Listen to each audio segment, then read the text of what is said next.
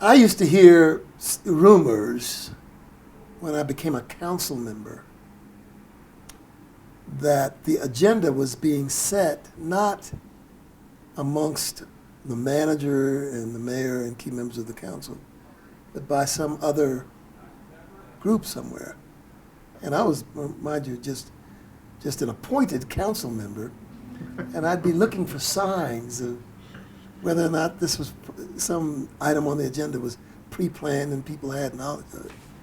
Because being a naive new council member, I used to start on Thursday afternoon when the agenda came and spent the whole weekend studying and asking questions and calling people up and so forth and so on. The bottom line was you couldn't be involved in local government without hearing about this oligarchy of men who made decisions in the interest of their company, but also in the interest of the city. And what was good for their companies was always good for the city.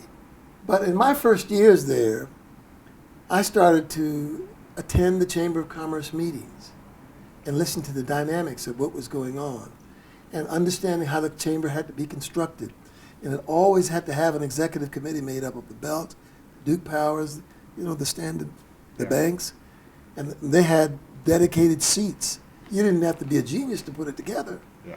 That they were taking their orders from someone else behind the scenes that you didn't see, the group, so to speak.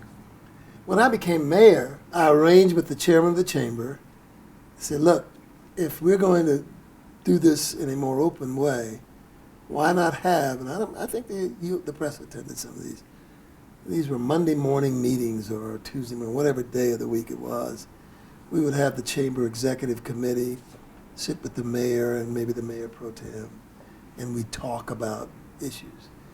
And bear in mind, I always thought they were speaking with the support and sanction and approval of that group that was there. So I knew that whatever I was saying would get back quickly to Bill Lee and everybody else.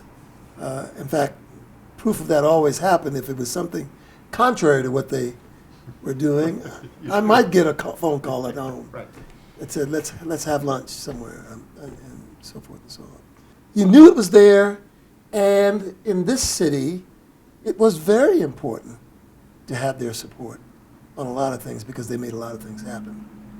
But it grated against me because I didn't think that it was contrary to the growth of a really great city that you could have a relatively small group of men make the most important economic decisions for the community. I thought that was not a good idea. And I didn't come up with the idea of how to change that. What started to change it was district representation.